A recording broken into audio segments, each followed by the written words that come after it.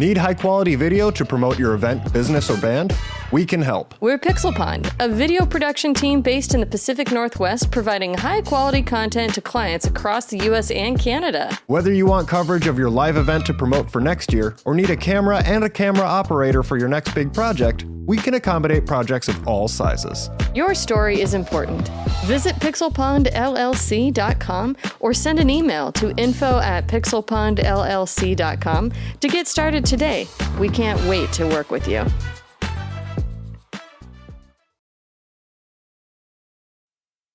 Coming up on Gamers Week podcast. When Papa John's came out, it's kind of like the it pizza for a little while. People wanted to try it, and after a while, I think the novelty wore off. But that garlic dipping sauce that was like garlic and like a little salty. Oh man, that was so good. I remember like you do the thing like nobody's looking, and you're like, No. take it. Nope, never did that once. Not even once. No thanks. No. Did that plenty of times. Definitely did that plenty of times. And I'm going to find out from this podcast as people reply to this that nobody took a big gulp of the garlic butter. Which you know is no percentage of actual butter. Oh, I'm aware. Yeah, just oil. Yeah, whatever oil stays liquid at room temperature, that's what is flowing through your arteries right now. Yeah, it's probably still there. You're probably. Right.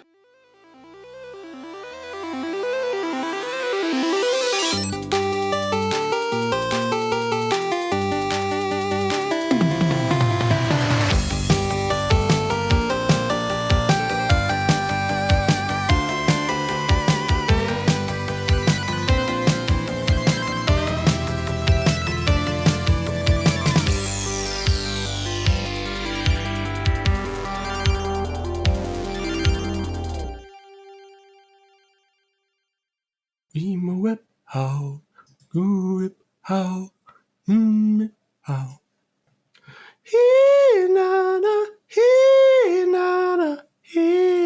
Run. Come on, Ryan, you know this one.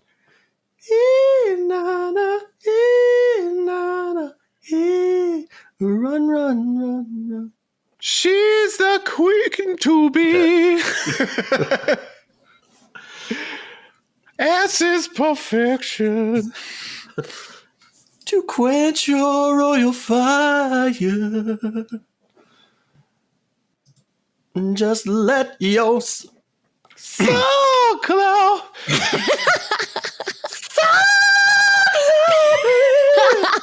So Women are so silky smooth.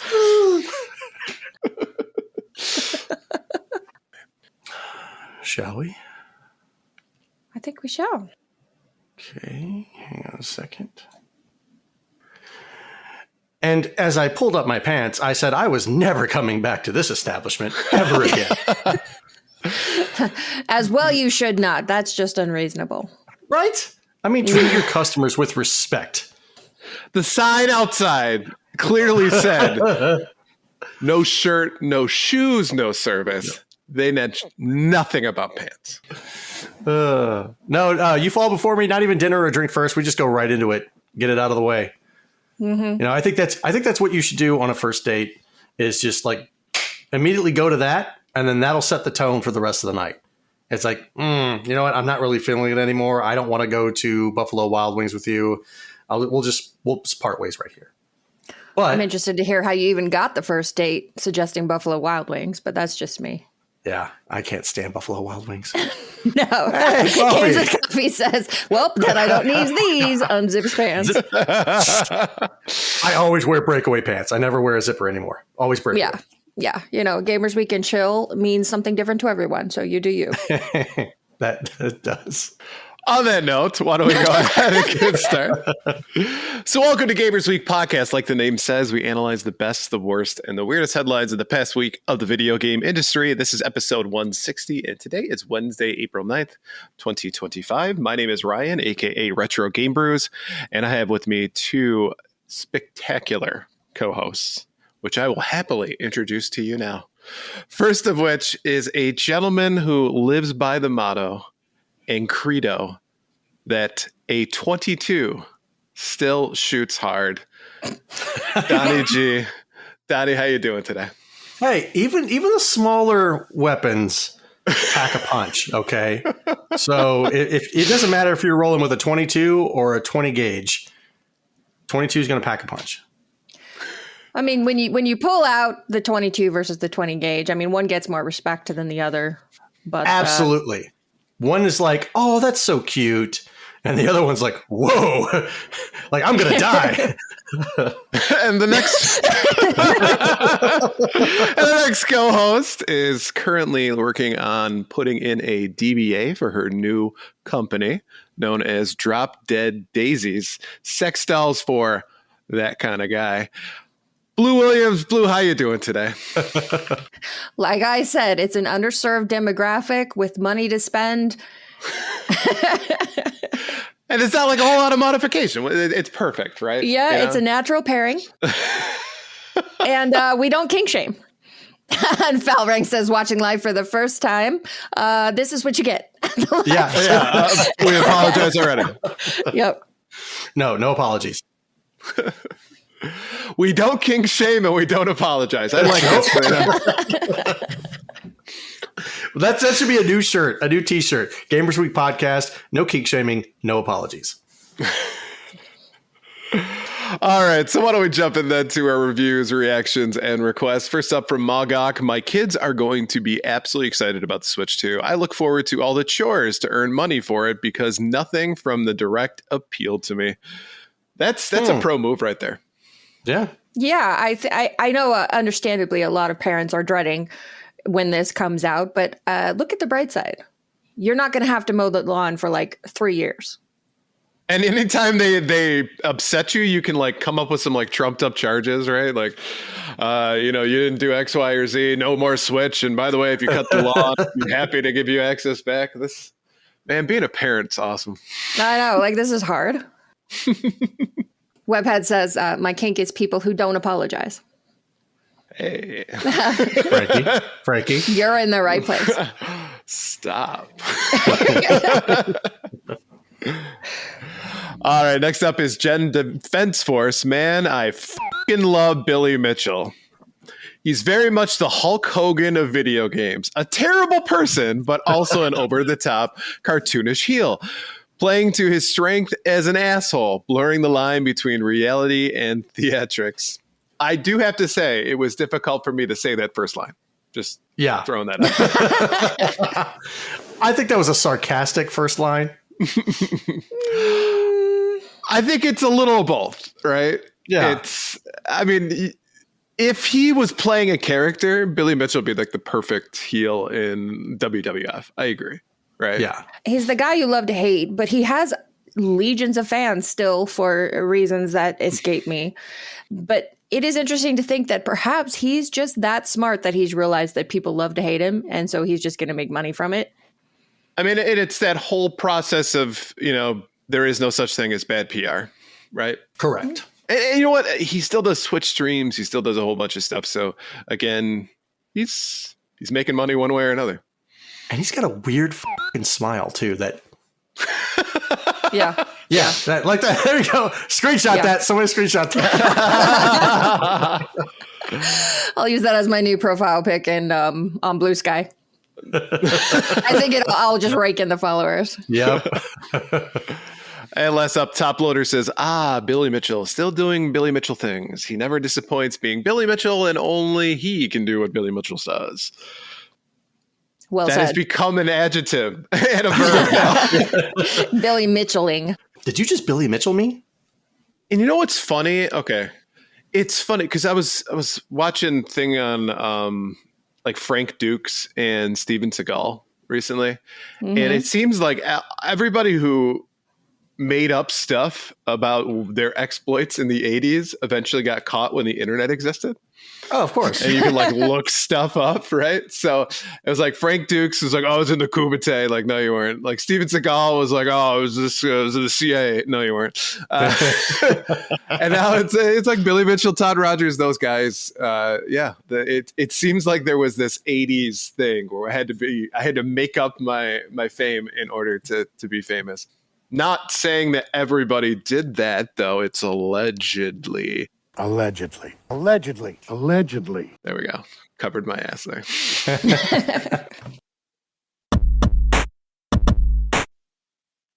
All right, so why don't we go ahead and shout out our patrons? We couldn't do what we do without the help of our gorgeous patrons. Here are the generous folks supporting Gamers Week on Patreon. Steven Sand, Ramboski, Terry Kinnair, A-Gill 3030, Don't Make Me, Pull This Car Over, Games with Coffee, Hybrid Divide, You Fall Before Me, Davey PGH, the Pixel Pond family, including Shannon and Luke, Zach Huge Thanks, Puzzle Butter, Number One, Blue, Sick Boys Fan, John Barron, Sassy Sony, Evo Lust, Rai Wants This Boy's Soul, Mega Retro Man, Gamma Troy, Moradib, Michael, Can Ya Fly, Bobby, Lakai, Emo-esque, Bill Tucker, The Real Retro Game Brews, Fruitcakes Pickled Pepper, Ducks with Thick Thighs, absolutely the best podcast, a work in progress, Wizard of Zardoz, Bobson Dugnut, Blues Little Sis, Loudmouth, Retro Blast Pat, BNT Zilla Guy, The Mad Milkman, Seven Castle Forest, Crunchy Kong, Sheriff Snacks Frank Grande, and Love Retro BTW.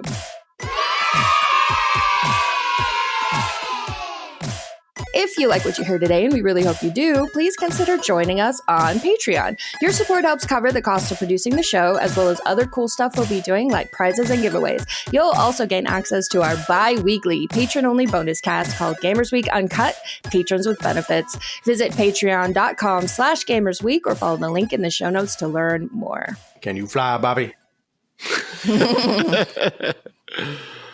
All right, so why don't we go ahead and jump into our headlines? Our headline segment is proudly sponsored by the Retro Game Club podcast. It's a fantastic, family-friendly retro gaming podcast.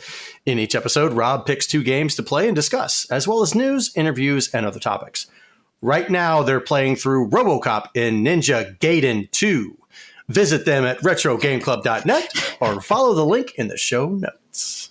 I figured it was a perfect week for Donnie to read this one. And I saw it out of the as I was reading the copy, I saw the last sentence and I saw Ninja Gaiden. And I was like, my soul just like erupted, like because I get to say it and I'm going to annoy the shit out of Ryan. He's over here making the AVGN face, basically. Raiden, Ninja Gaiden. It's Gaiden. Ninja Gaiden. They don't pronounce it Raiden, the Lord of Thunder. Maybe they do. I mean, I've heard it pronounced Raiden. Not in Mortal Kombat. Yeah. I've never heard anybody say that about Mortal Kombat, but I have heard that about the shooter, like Raiden Trad and the arcade shooter. I've heard that called I've heard Raiden. Trad. Yeah, I've as well, right? Just I don't ask for much, right? I don't. Let me have this. Okay, I will let you have this if you stop calling Final Fantasy IV Final Fantasy II and Final Fantasy VI Final Fantasy III. Fuck. Pick one. Pick a lane. No, I don't think I will. I can't do that. I cannot concede on that. Then I cannot concede that you're wrong about Ninja Gaiden. And I appreciate your stance. I do. I really do. Look at these 2 giants of pedanticism. Just butting heads. It's a sight to see. Games of Coffee says, "Oh, rye bread, you sweet summer child." See, and Puzzle Better says, "Oh, I totally say it like Donnie, but I think Ryan might be right. I've been wrong my whole life." Now, I understand. We've had this discussion before. I'm pretty sure it's Ninja Gaiden. But we had all 3 of us had a conversation on Monday night about you don't say Lord Raiden, you say Lord Raiden. That's how they pronounce it in Mortal Kombat. So if you're going to say Raiden, then why isn't Ninja Gaiden? What if Mortal Kombat was wrong? Mortal Kombat, to be fair, was not made by not made by a Japanese company. Yeah, right? that was my point. It was by the guys who go, Toasties! Yeah, I'm not necessarily sure that should be the standard by which we judge the pronunciation, is whatever the American company said in the 90s. And Puzzle Better says, Blue bringing in the big guns. The 20 gauge, if you will. Not the pew pew. All right, so first headline for this week is Nintendo's big Switch 2 reveal hasn't been without its controversy. With fans everywhere begging for the company to drop the price of its new console and games following last week's Nintendo Switch 2 news. Nice. Nintendo execs have now acknowledged that the cost of the upcoming Switch 2 games and explained the reason behind the higher price in the United States, as Switch 2 on its own will cost $450 and its games won't come cheap either. Mario Kart World will cost $80 in the US, while the 3D Donkey Kong game Donkey Kong Bonanza, which should have been Bonanza. You're right. That's way better. Way better. Is set to cost $70. Speaking to IGN, Bill Tryon, Nintendo of America's Vice President of Product and Player Experience, mentions Mario Kart World specifically, saying, honestly, this game is so big and so vast that they're going to find that it's probably the richest Mario Kart experience they've ever had. Meanwhile, the Nintendo of America President Doug Bowser told The Verge that Trump's April 2nd tariff announcements were not factored into the price itself of the Switch 2. 2 days after Nintendo revealed the Switch 2's price, the company delayed pre-orders in the US in an effort to assess the potential impact of tariffs and evolving market conditions. Many are speculating that Nintendo is going to raise the price of the Switch 2 due to tariffs, though this remains to be seen. The system is set for release on June 5th, and Bowser went on to say that the Switch 2's bigger screen, better specs, new features like game chat, and more contributed to the consideration of the price. I'm sorry, but game chat? You're saying game chat is a factor in the price? Come on, give me a break. That was a fine quality product. You saw so yourself during the direct. Yeah. I mean, what we're using right now is completely free, and of course, we're doing the same thing, right? Yeah, we have game chat already. Yeah, I think after their game chat demo, that Discord should be like rubbing his hands together, like guy, the meme of the guy from behind the tree, like, you know. Yeah. But I think it also should be said that earlier today it was announced that the tariffs have been delayed 90 days, and which is after the Switch 2 comes out. So I was hoping that Nintendo would comment on that before we recorded. Of course, they did not. They'll probably do it tomorrow because that's our luck. Of course. But as of now, it does seem like they'll either have to delay the launch or they'll have to settle on a price without knowing exactly what the impact of the tariffs will be. It could go either way. Yeah. And I'm sorry. People are begging Nintendo to drop the price. Not begging. They've been demanding. I can understand that the collective internet are going to beg or throw a fit about the look of a character, the sound of a character, and get that changed. Mm-hmm. But in this little arena, I don't think your screams and your cries are going to reach who you think they will. They don't care. And from what I understand, was it Nintendo's president or somebody said that if you can't afford the Switch 2, guess what we have? We have the Switch 1 available for you to purchase. Yeah, so, that was Doug Bowser. Yeah, that's a Bowser thing to say in all fairness. Well, it is, and they are now people are drawing comparisons between the disastrous launch of the Xbox One and the way the launch of this Nintendo Switch 2 seems to be going, because Xbox did that same kind of boneheaded move. You're trying to convince people that your product is special and worth the price, and they want to buy it. And with the Xbox One, it was the whole always online thing. And right. I forget who it was at Microsoft who said this, but they're like, if you can't be online all the time, we have another Xbox product for you, and that's the 360. And Doug Bowser, having learned nothing from that debacle, pretty much came out and said the same thing. If you can't afford the Switch 2, we have a Switch for you. It's called the Switch 1. I don't know where these guys go to PR school, but it seems like they didn't get a good grade. Tekin85 says, let them eat Switch cartridges. Doug Bowser next week while being dragged to the guillotine. Who wants to eat the Switch cartridges when they still taste bad? It was like, Yeah. So I will say this. The 450 price point, it sounds about right for what you're getting. I got to be honest with you. You're getting a more beefed up system. You're going to have an opportunity to utilize the Switch in a way that you couldn't up until this point. It's going to have more storage. It's going to be able to output in 4K. It's going to have 120 frames per second. There are a lot of specs in which they've thrown into this small machine. Hate me all you want for saying that, because there are plenty of people who are just upset, and I think it's because of the precedent that Nintendo has set over the years, right? Since the Wii came out, realistically, is that it was the ultra cheap system, the every man, every woman system, and therefore Nintendo has been forced in a way in their own accord, because they've done that, to be the cheap system for most folks. And now they're saying, let's beef this up. Let's actually make this playable with modern IPs. And you're going to end up paying a little bit more. As far as the cost of the games is concerned, I would say that that's a discussion that we've had many times, where we said it was coming. It's coming, right? Mm-hmm. That we've enjoyed this price point of basically $60 for the last 25 years or more. So it's kind of the inevitability of that. They've been testing the waters as far as the video game industry with games on the Xbox and the PlayStation for a while now, and people have bought them. Even begrudgingly, they've still bought them, and they've sold well at higher price points. So I don't think that they're really, it's, what I would say is it's not like it's, I'm surprised. Am I disappointed of having to pay for more for games? Absolutely. Does that limit your budget on how many you can purchase? Absolutely. But nonetheless, I don't want to say that they're a business and they got to make money, but they're losing money over time if they continue at the same price point. If games get more expensive, if technology gets more expensive, throw tariffs on top of that, it's a lose-lose situation. And we still want games to play, honestly. Yeah, we don't want Nintendo to go away, or to stop making games, or Lord forbid, to start to think that the American market is not worth it for them to try to cater to.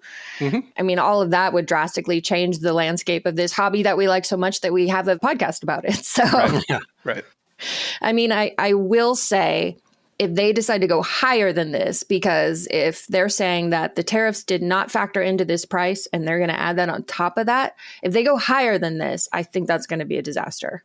Oh, of course. And especially if we're talking about the percentages that they're discussing as far as what the tariffs, I mean, I think it was discussed to over 100%, like 104%. I'm not paying $900 for a Switch. No, thank you. No, nobody is. Especially when half of that money is going to the government. Yeah, because you're going to pay sales tax on top of that. So sales tax and tariff tax.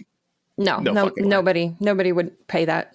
If it's $450, I don't think that's a bad price, because of the fact, like we talked about before, this is a beefier console. It's now up there with the PS4 Pro, the Xbox One X, or the Xbox X, or what have you. So it's right there in contention with this beefier consoles that you can play AAA games on now, not to mention the fact that you can play these games on a handheld anywhere you want.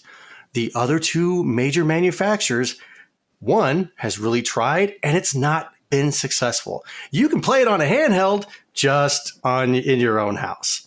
If you want to take this game and go play it on the crapper, or go play it in bed, or go play it outside in your backyard, great. But anywhere else, sorry, you're SOL. You're able to do this with the Switch 2. You're able to go anywhere and play this AAA game. Anywhere you have an internet connection, you just hop online. Bam, you can play Diablo 4. Bam, you can play Elden Ring with friends and stuff like that in a public setting. And I kind of think that that's worth the price point too. You know, Puzzle Better brought up an interesting point here. She said they might be using it as a gimmick to tell people to stop complaining and then just keep it the same price. Could be. That's playing 4D chess. See, and Falrank says, as a Canadian, $450 US is about 635 Canadian dollars plus 13% provincial sales tax, so around $718. And that's before you've even bought a game, or say your Pro controller to the tune of $80, or whatever that is in Canada money. But yeah, it adds up fast as it is. And while we can sit here and say we think that the tech is worth it and the games are going to be worth it, it does not change the fact that the overall total is crazy. It means that a lot of games are not going to get people to try them out like they probably would otherwise. Because at $80, $90 per game, I'm not buying Tamagotchi Life. I'm not even buying Donkey Kong Bonanza. I am only buying for $80 those titles that I know are going to be absolute home runs. Everything else, if I'm not absolutely convinced it's going to be a home run for me, I'm not going to try it because I can't afford it. Well, thankfully, you're a part of a podcast that looks up video game releases for the week. So Right, and review scores ahead of time. So research is part of the deal of what we do here. But yeah, Nintendo, if you're looking for an executive who actually knows how to present things in a way that doesn't piss off everyone, give us a call. We can help you out with that. For a nominal fee. Just a tiny, tiny little fee. just imagining Blue getting on there, like doing a press conference, and they're going, no, shut up. All right, you. This one's an idiot. See, in One Up, John says, I miss Reggie. I think we all, in these days, we kind of miss Reggie. But I think Reggie is sitting over there in his retirement going, whoo. Right.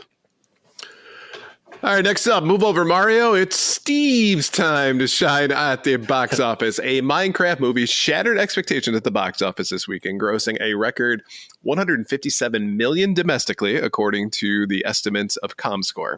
That represents the biggest 3-day opening ever for a movie based on a video game at the domestic box office. The record was previously held by Jack Black film, the Super Mario Bros. Movie, which in 2023 grossed $146 million domestically over 3 days. A Minecraft movie will also a much needed win for the box office in general, which has been gotten off to a slow start in 2025 with a dearth of blockbusters and several financial disappointment like Disney's live action remake of Snow White. Videos of Minecraft moviegoers getting rowdy inside theaters have gone viral on social media, sparking a trend that encourages viewers to clap, shout, throw popcorn, and more during pivotal moments of the movie, including Jack Black proclaiming, "I am Steve," and yelling, "Chicken jockey!" This has prompted several theater chains to issue warnings that any disruptive behavior will result in patrons being removed from the theater. Imagine having to go to court because you got arrested at the Minecraft movie.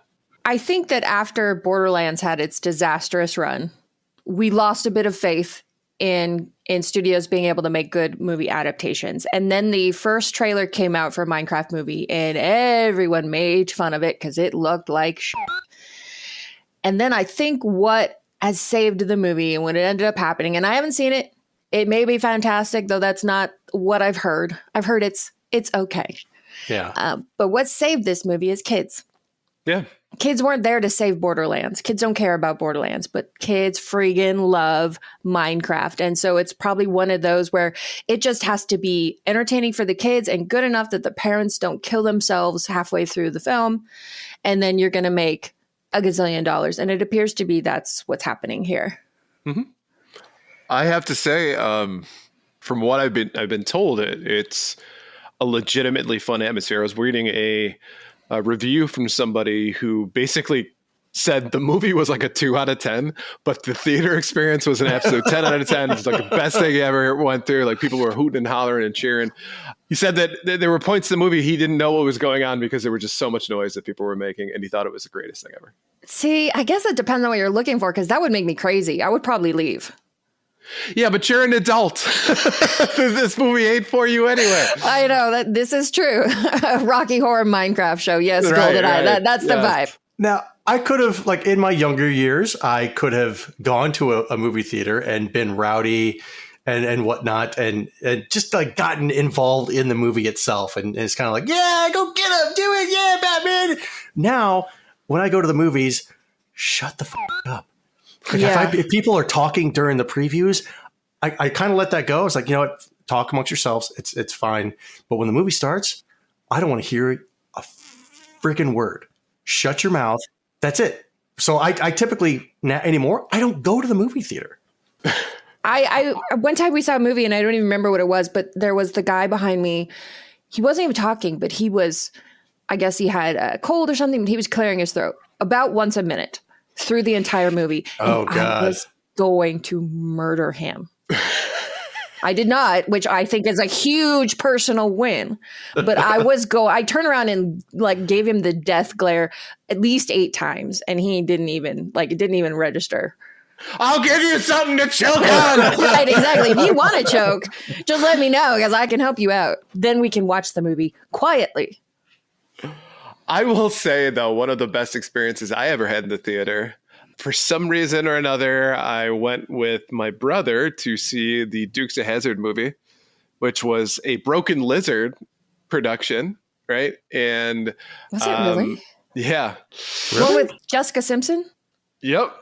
If you notice that there's a bunch of the Broken Lizard guys in the movie, and there's one point where they're at a college and the guys peel off, and Jay, his character is a campus police officer, and he steps outside of his golf cart, and it's just him and his sunglasses. And I just said, because I was anticipating it, and it was like involuntary, I go, Mother of God. Right? And then he says it, and then like people erupted. I had a guy come up to me and give me like a high five from my row. Like, really? You called it, man. You called it. Like, I was like, yeah. That's right. worthy of a high five. Well, You had to be there. It was in the moment, you know. Isn't that the one with Sean William Scott? Isn't he? It is the one with Sean William and Johnny Knoxville, yeah. Yeah, Oh, and Jessica Simpson, yeah. This is why I barely remember it, honestly. Oh, the movie sucked, but that experience was fantastic, you know? It's like the whole thing with the Wicked musical and going to showings and them having to do separate showings for people who insist on singing along. Oh. Yeah, if you know what you're getting out of that experience, if it's advertised beforehand, like a fully interactive experience to go watch Tim Burton's Batman and stuff, and you can yell out the different movie quotes and or Who Framed Roger Rabbit and stuff. Please, Eddie. Like, oh yeah, that's great. And you talk just like this. Everybody erupts, and you're like, oh, this is the greatest thing ever. As long as you advertise it beforehand, I know what I'm walking into. Perfectly fine. But if I expect it to be quiet, if I expect to be engaged in the movie and listening to the dialogue and letting the actors say it, then I want that to happen. And I don't want this guy who thinks he's a thespian to sit here and kind of quote the movie because he's seen it before or whatever. Yeah. And Puzzle Better brings up a good point, too. I got an autistic teen who could not take noise, though. So I got to find a way to take one and not the other. Yeah. That does suck. If they're doing that, then finding some way to label it as like this is a friendly outburst kind of showing of it versus this is the interactive showing, and then this is the old man shakes fist at cloud showing. So this is the Werther's original showing. I mean, you're not going to go viral on TikTok though unless you make a disruption, and really that's what it's all about.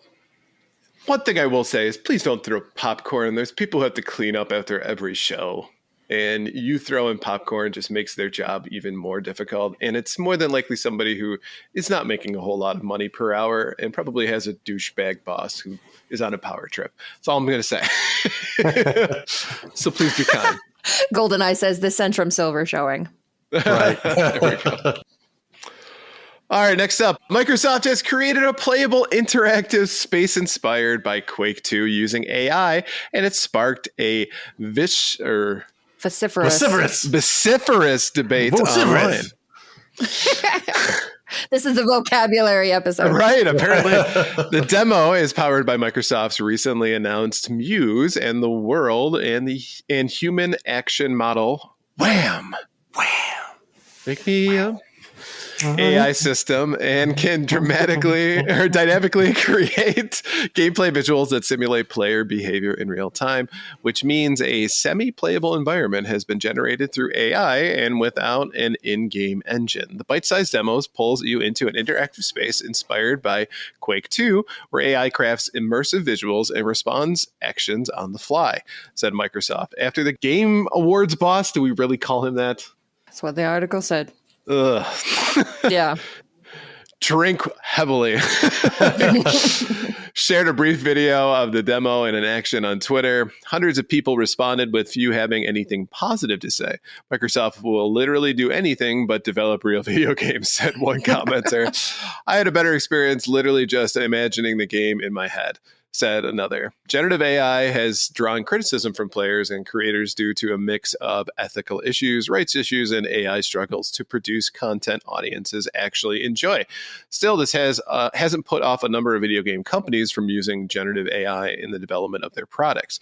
Activision recently disclosed the use of generative AI for some of Call of Duty Black Ops 6 assets as part of new requirements on Steam, and amid a backlash to an AI slop zombie Santa loading screen. So, we're not typically very friendly to AI on this show. Typically? Or ever? Almost never.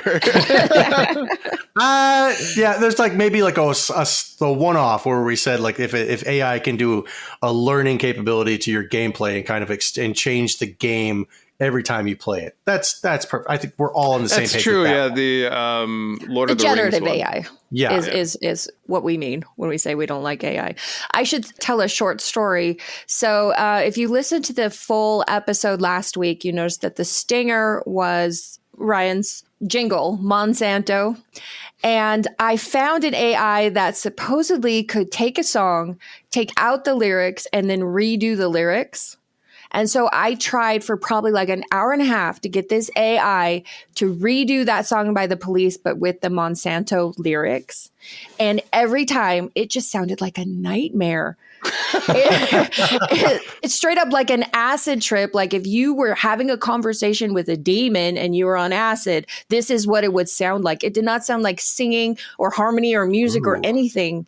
It was just so awful. I was like, I can't do this. So then I ended up putting together what was on the episode. But I'm sure that the AI that's available to the average person on the internet pales in comparison to what Microsoft has created for itself. But still, they're so in love with this technology that has never proven itself for anything other than bad press. I do have a favor. Please make that the stinger this week is the demon voices. Erase them. maybe it's still on there. Maybe I can go get it. I'd actually like to experience that. Exactly. You piqued my curiosity. Yeah. Okay, I warned you. I'll see if I can find it. Have a conversation with a demon? Sure. I'm a fucking demon. Yeah, You Fall Before Me says nightmare fuel incoming. So I will say the concept is cool in having a world that is generated based off of your choices and your decisions. And if it was like VR, right, and you were going to certain places, like that could be cool. I get the whole concept of it. But this showcase obviously was not convincing that was what you were getting. What I'm talking about is something that technologically wise, we probably can't do right now, at least on a mass scale. I get it. I get why they want to do it because that does sound cool. And I can imagine it being fun. But right now, trying to force that to work is putting people out of a job, for one. So it's, of course, why we hate generative AI. But two, I think it still continues to put a bad taste in all of our mouth when it comes to AI. If that's really what they want to do is switch over to a mostly AI model, they're kind of putting the cart in front of the horse here by having people experience it from a negative aspect or a negative light. Yeah, I mean, you're not wrong because they keep putting these demos up and like, look, isn't this cool? And apparently not remembering from the last time they did that when everybody thought it was a horrible idea. And you even have people like Ashley Birch who reacted to that leaked AI Aloy footage that came from Sony and came out saying, this is what we're fighting against. They're just going to take our talent and use it for themselves and we're going to lose out. And it's like they are completely oblivious to that side, like willfully oblivious, and just go on and be like, look, you can play Quake. AI made it. But if you actually watched it, it looked terrible. Oh, yeah. It was slow. It was just wrong. Simple things like turning your character around confuse the AI. And so it's not even close. Why are you putting this out there? And it was Quake II, for crying out loud. It's not like it was the modern, Call of Duty game where it was going to utilize a lot of processing power to do it. Where the graphics looked amazing. Exactly. Yeah. I mean, it was like they did it with Duke Nukem 3D. Like, who cares? You know? If you want to continue to make games with this kind of AI and then charge people as much as you do for like $80 games, like that's bull. Yeah. That's a huge steaming pile of bullshit. Now, I will say, let's say there's a future where this kind of ability to make a game takes off and it works. That you can tell the AI the prompts and refine them, and then suddenly everyone on the planet can make a video game. Well, or you could just create really crappy knockoffs of games. Oh yeah, it's called Roblox. Touche. Yeah. And Sam Disfaction says, maybe you didn't find the good AI. I saw so many AI music videos that are actually awesome. One is the Lord of the Rings one and the reggae versions of Star Wars. The reggae versions of Star Wars. Yeah, we've been talking about the reggae Star Wars in the chat as the episode's been going on.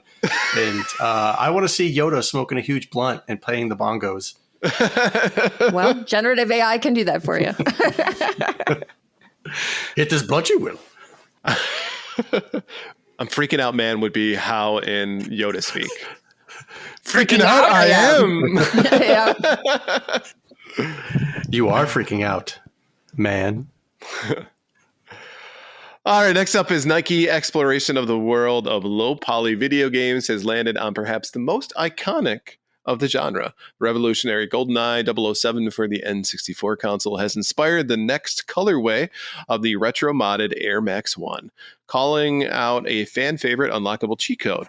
For the uninformed, GoldenEye 007 is the iconic, for the uninformed, not anybody on this listen to this podcast, is an iconic first-person shooter game developed in 1997 for the N64 gaming system based on the 1995 James Bond film starring Pierce Brosnan.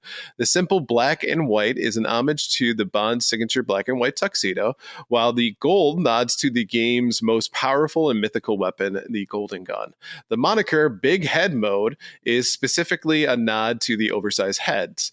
The Air Max 1 low poly is expected to launch in summer of 2025 for $160. Currently, it's available as a cosmetic on Fortnite. And Nike also dropped the Air Max 1 Big Head Origins, inspired by Donkey Kong Country, on Air Max Day on March 26th. DJ Kwan says, yeah, those look dope. I just saw those yesterday. Nice. I am going to disagree with you, DJ Kwan, respectively. I've seen the Donkey Kong ones, and they look like Donkey Kong. You know, the brown. I owned a pair of brown Pumas back in like 2004. They were comfy, but my God, they looked horrible, and they didn't go with anything. So I just like, I'm gonna get rid of it. You don't have anything else brown in your wardrobe? Not anymore. I had a lot of cargo shorts and like brown. Yeah, but I didn't want to go all brown and look like a big walking pile of shit. But if you're walking around and get dirt on them, they're never going to know. Yeah, right? You step in you're good to go. Still, I didn't like the color brown. And I'm looking at these 007 GoldenEye, and if you look at them without being told what they are, I don't think I could have equated that to James Bond. Yes, you get the colors of the tuxedo, and yes, you get the gold laces, but that doesn't sell me on GoldenEye. I don't think this is a good matchup. I think they could have chosen something else to pair for this.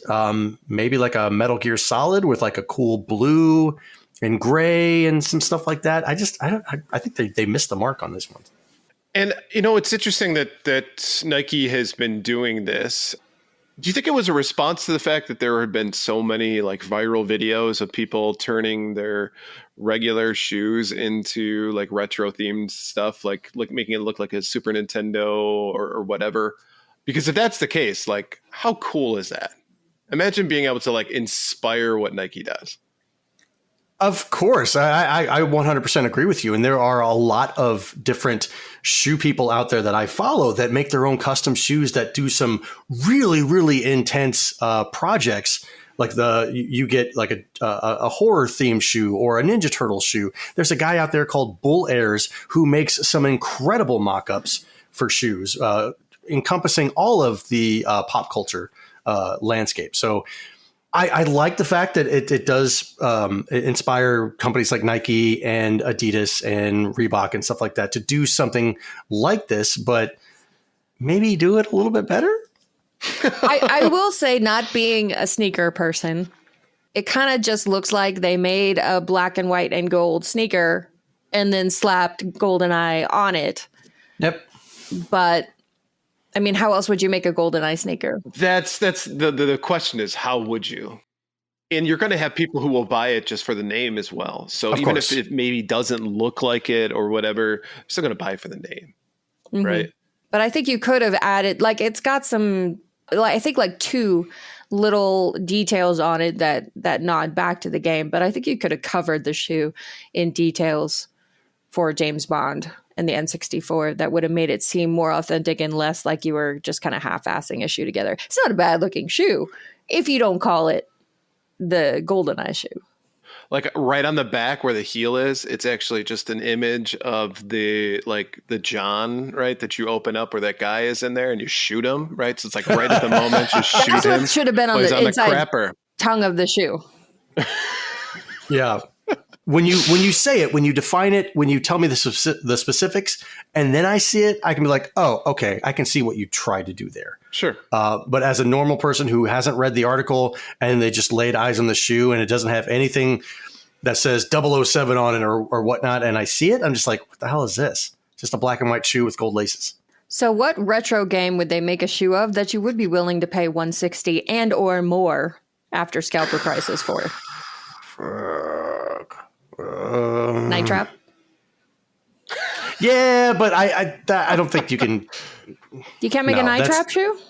That's not feasible. That's not, unless you had like all the girls on the side. Oh, let's not get into that.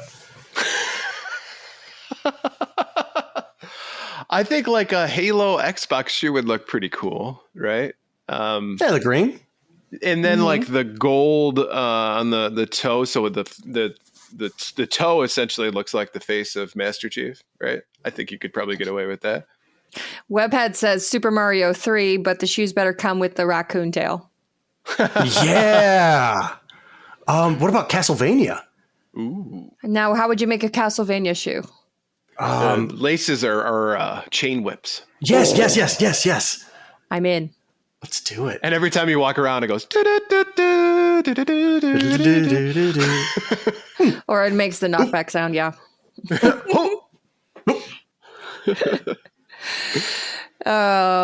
Foul Rank says Super Metroid shoes, maybe. TKN85 says you need a nice Scat Team shoe. Yes. Just don't make it brown, okay? It's a Scat Team. Scat. Right. No, it's Brown. Yeah. Scat. That's joke. Funny. Yeah. and it was called something else outside the U.S. It wasn't scat. It was something else, and I don't know why they decided on that one. TKN85 says the name of the special forces in Night Trap Blue. I was like, yeah, I know, I get it. But every time Donnie talks about that game and says the scat members or whatever, that's the first thing that comes to my mind is that it's their name. That's the first thing that comes to my mind too. Whenever I first saw it, I was like, scat. Yeah, but we've never made that joke. And it's way past time we make that joke. DJ Quan, Mike Tyson's Punch Out shoe. Oh, yes. Okay. So how would you effectively do that? How would do you like what, two series, right? So one of them is like the green shoes that you wear as Little Mac, and then the pink ones you wear when you're out running. Yeah.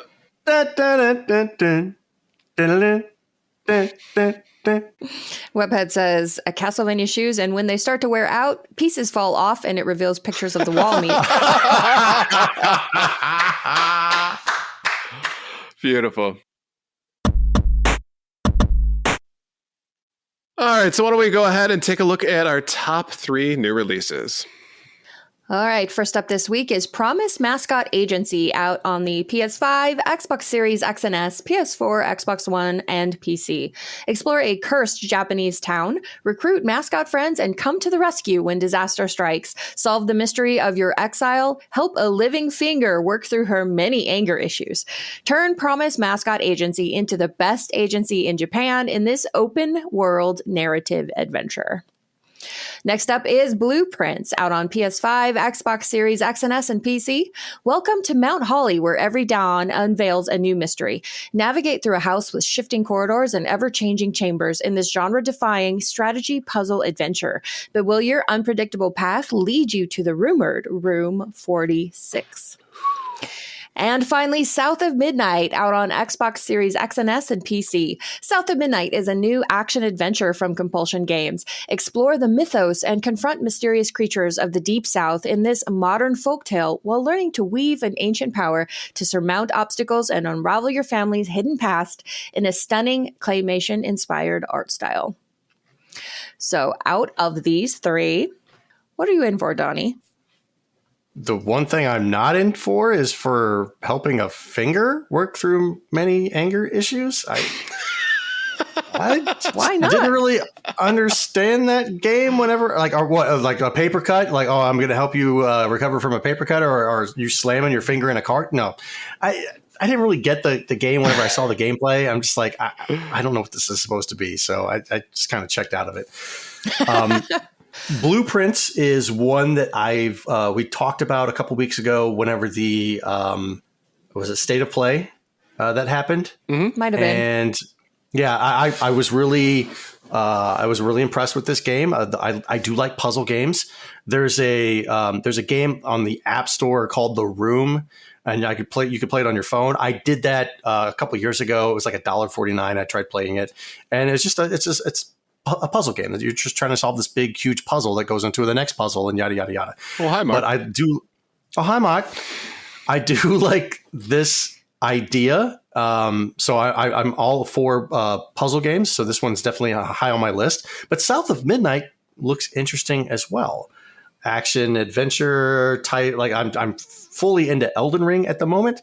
And this kind of looks like it might have a little Elden Ring-ish style play or something maybe, but I'm curious to see the overall gameplay and the story of South of Midnight. But right now it's between Blueprints and South of Midnight, with Blueprints leading the way. Nice. Okie doke. What about you, Ryan? Promise Mascot Agency looks like typical Japanese anime stuff that I just don't get.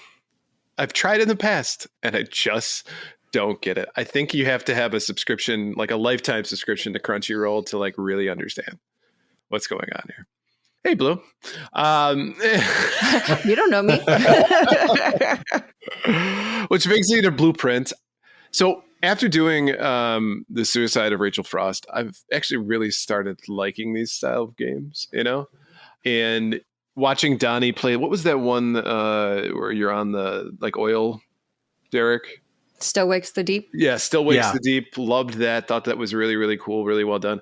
So it seems like this is in that same ilk, if you will. And I kind of like that. It's that suspenseful kind of feeling, but also desire. I don't usually like puzzles in games, but if the entire game is a puzzle, then I know what I'm getting into. And it's not just like it's hindering me from playing the game. So Blueprints definitely looks interesting. However, South of Midnight looks really, really good.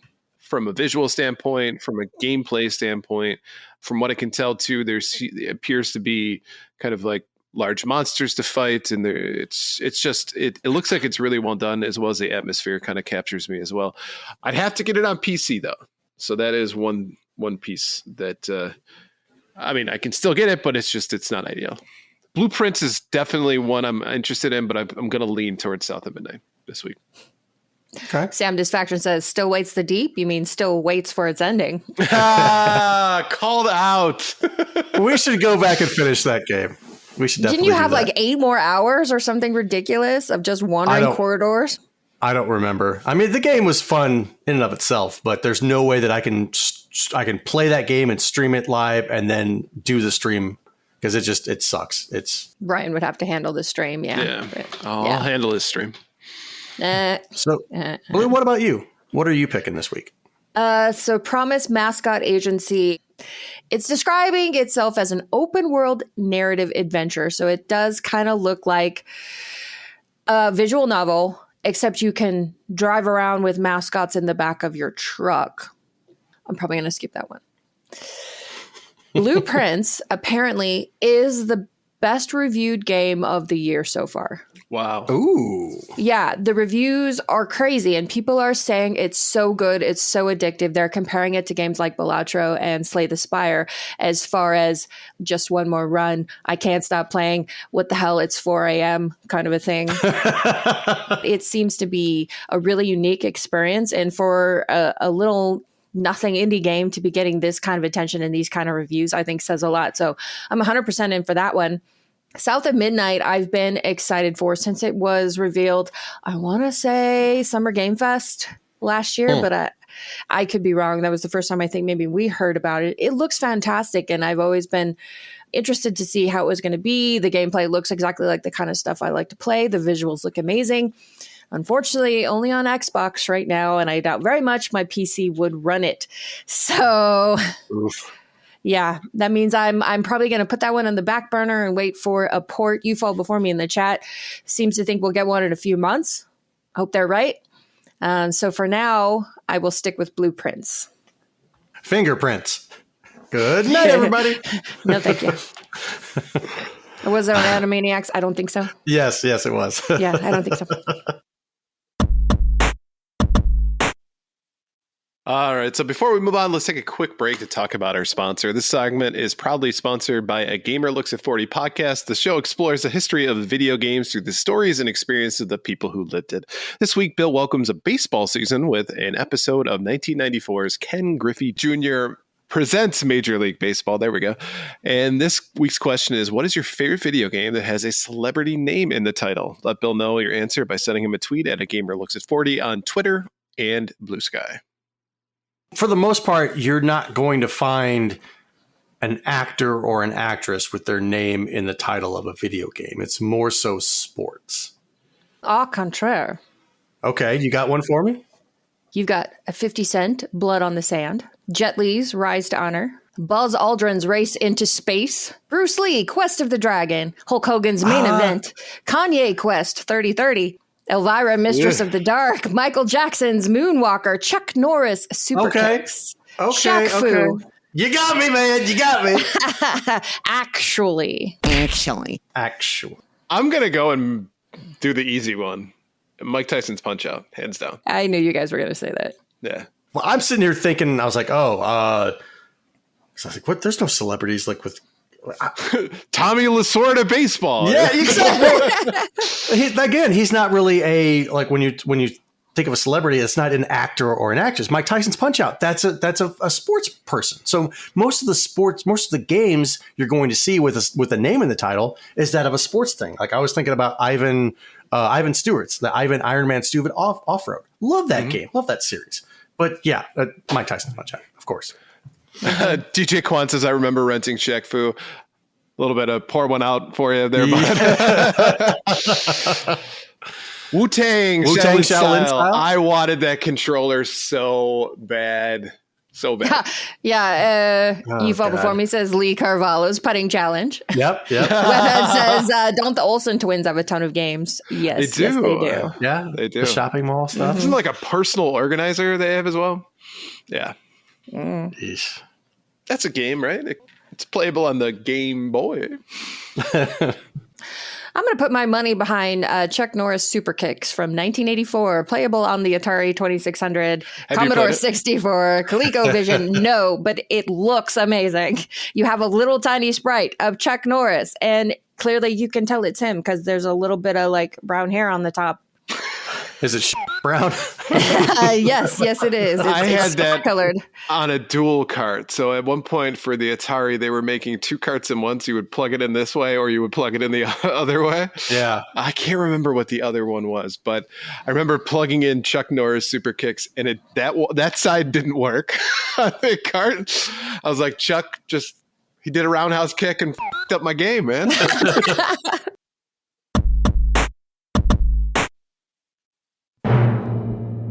And now, it's time for the very important poll.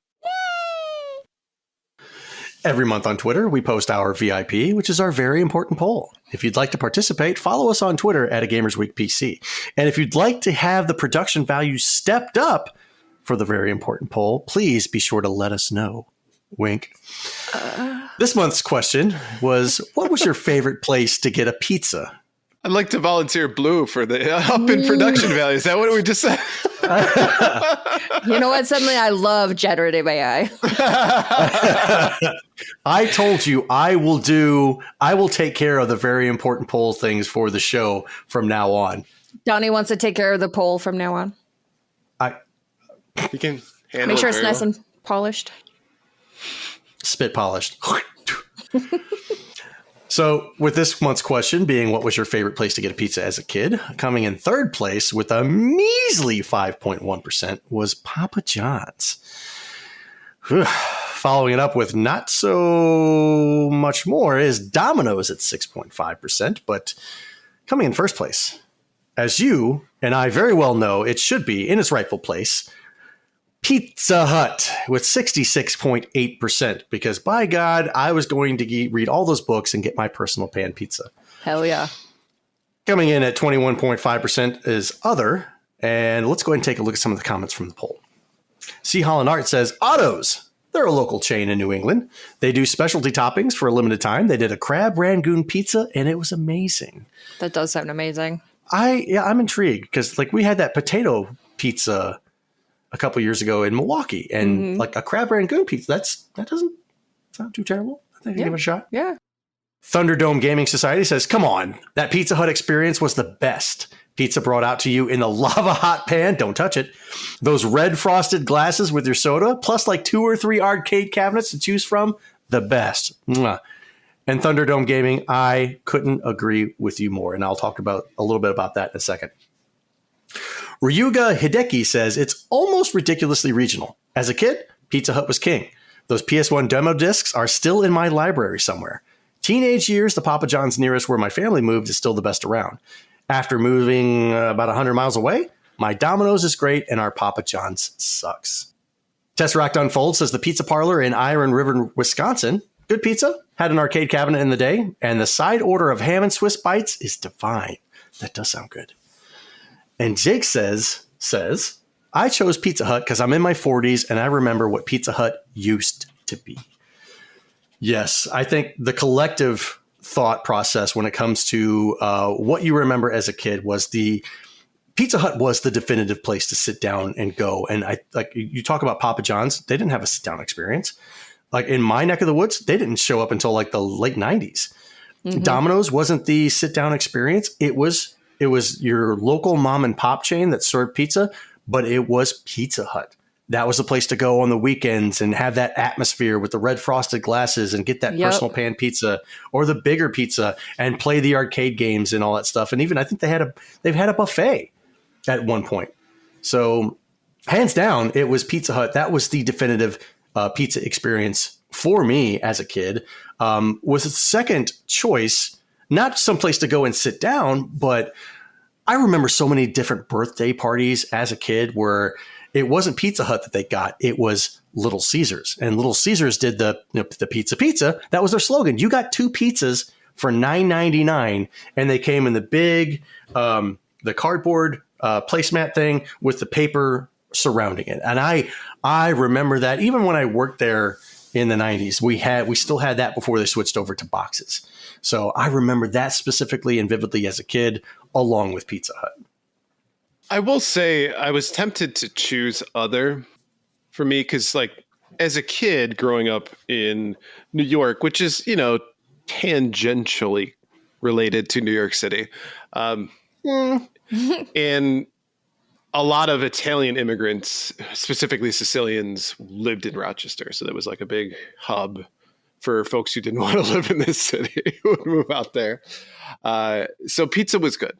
it was like the local places were really good. It's like Mark's Pizzeria and Pontillo's and Tony's Birdland. Like they all had really good stuff. But the thing is, like, if we're talking about this on a podcast, like who cares who my local pizza joint was, right? Right. This is something that we want to be able to share nostalgia that others can relate to. And that's where Pizza Hut comes into play for me. I remember it being an experience. You like walked in the door and it had a certain smell to it, right? Because they had like the pizza oven in the back that was just like, you know, that's that smell of fresh hot pizza kind of rolling through. You're right. You sit down in like a booth as well, which I loved as a kid, right? And you get that like the big plastic cups with Coca-Cola on the side, and then it would come with like a pitcher of soda, right? Which was like a terrible idea for kids to get hyped up on that. Right. And then you're right. There was like that buffet that was in the middle. And I remember specifically loving the dessert pizza, which was just like a pizza shell with just like a ton of sugary shit on top of it. And oh my God, go nuts over that. And, you know, one of the things I think that made Pizza Hut unique, though, was the personal pan pizza. As a kid, you didn't have to share your pizza with anybody else. You could get whatever you wanted, right? If you were a cheese kid or a pepperoni kid, you could get it all for yourself, and it was just yours. So when they came out and it was served in that like that dish, if you will, it felt special in a way. Was the pizza particularly good? No. But again, I don't think it was so much about the food. It was more about the experience. And again, too, arcade machines and everything. It's funny. There are certain places that I can vividly remember, like almost picture in my head. Pizza Hut on Dewey Road, where I grew up, is one of those places. I could tell you like where all the tables were, where the buffet was, like where the arcade machines were exactly, like where the bathroom freaking was. I could tell you that all just by like closing my eyes. So clearly had an impact on me. And as a family, I don't think we did much of Domino's. We eventually did Papa John's because when Papa John's came out, it's kind of like the it pizza for a little while. People wanted to try it. And like after a while, I think the novelty wore off. But that garlic dipping sauce that was like garlic and like a little salty. Oh, man, that was so good. I remember like you do the thing like nobody's looking. And you're like, No. take it. Nope. Never did that once. Not even once. No thanks. No. Did that plenty of times. Definitely did that plenty of times. And I'm going to find out from this podcast as people reply to this that nobody took a big gulp of the garlic butter. And Which it was just me. is no percentage of actual butter. Oh, I'm aware. Yeah, just oil. Yeah, whatever oil stays liquid at room temperature, that's what is flowing through your arteries right now. Yeah, it's probably still there. You're Probably. right. Yeah, I think there was just something special about Pizza Hut when you were a kid. You know, we mentioned earlier the Book It program, and damn, those personal pound pizzas tasted so good when you earned them. Right. You get a little bit older when they stopped doing the Book It programs, but then you'd go to like summer basketball camp, and every kid would get a certificate for a personal pan pizza with your registration with the camp. And then all the kids would go to Pizza Hut, and we'd overwhelm this Pizza Hut at lunchtime on the first day of camp because everybody couldn't wait to use their certificate for the personal pan pizza. I mean, that kind of stuff was really fun. But then get a little bit older like you guys, and I kind of wandered away from Pizza Hut because I realized it's not very good pizza. The experience was great, and they did a great job of creating memories with kids, but it's not good pizza. So while that was my favorite as a kid, by the time I was a teenager, it was more about Papa John's because we didn't have a lot of choices in this area. So Papa John's felt like an improvement. There was also Godfather's Pizza. They had so they had the thing that was, they had a large pizza, and then they had like a super large pizza that was even bigger. So we would get those at school, and you could get like 2 and feed a whole classroom, and it was great. Nowadays, I do get from the local pizza joints. I don't like any national chains. But before you knew better, that stuff was great. No, they didn't. So DJ Kwan, Riot actually me. It was not Bigfoot. Pizza Hut had Bigfoot pizza. I thought it was Little Caesars. It was not. Little Caesars had pizza by the foot. Pizza Hut had the Bigfoot pizza. But there was a chain here in the St. Louis area called Pantera's Pizza.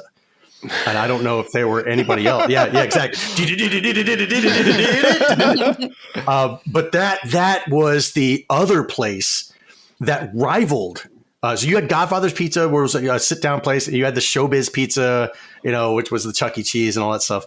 But Pantera's was another place that rivaled Pizza Hut because of the atmosphere, because you'd hear the music playing, like the pop music, the rock music and stuff. And it was like almost like I wouldn't say a party atmosphere, but it was like that. They had the arcade machines that you could go in there. The pizza was really good. There's still 2 locations here in the St. Louis area. And I get Pantera's Pizza every once in a while, and it's still freaking amazing. So Pantera's and Pizza Hut for me. I want to make a special shout out to a little pizza place in Portland, Oregon. It is called Pizza and I think it deserves some recognition. The Pizza Sloot. Okay, I got to look this up. Pizza Sloot. Yeah, I have a picture because we were walking around downtown and we passed it and I had to take a picture because Portland is great. A 4.2. That's not bad. GoldenEye wants to know, what's the attire for the waitresses at Pizza I don't know. I didn't go in, but now I regret that. Well, there's always this year. Wonder if it's a breastaurant. Breastaurant. That's an official term. Yeah. Twin Peaks and... I took my dad to a tilted kilt not knowing what it was. We were sitting down and like, oops. Okay. Son, I'm proud of you. Well, I'm not upset. Just sorry, I didn't know what this was. I thought it was about our heritage. Honest mistake. Right. I'll have the bangers and mash. You got to go out back for that. All right. So to wrap things up, thank you for listening to episode 160 of Gamers Week podcast, and a big thank you to the Retro Game Club podcast, Love Retro BDW, A Gamer Looks at 40 podcast, and Pickle Pond Productions for sponsoring this episode. And don't forget to check out their links in the show notes. If you want to connect with Gamers Week, follow us on Twitter and Blue Sky at Gamers Week PC. Follow us right here on Twitch at twitch.tv/Gamers Week podcast, where we record live every Wednesday at 8:30 Central Standard Time. Email us at gamersweekpodcast@gmail.com. Visit our merch store at gamers-week-podcast.creator-spring.com, or if you want to do it the easy way, follow the link in the show notes. And last but not least, join us on Patreon at patreon.com/gamersweek. Finally, since you made it all the way to the end of the episode, please leave us a rating or review to let us know how we did. We really do value your feedback. And while you're there, consider subscribing on iTunes, Spotify, or the podcast platform of choice. You Fall Before Me says, peak episode right here, instantly going to my top 3 hands down. Nice. A spin-off show about Pizza Hut could go for at least 69 episodes. Thank you so much, everyone. Yeah, thank you a lot. We're very thankful that you joined us for our live episode. We do this every Wednesday, so it gives you a preview of what's to come before Blue does her magic and edits the episode. So, magic. There you go. Magic.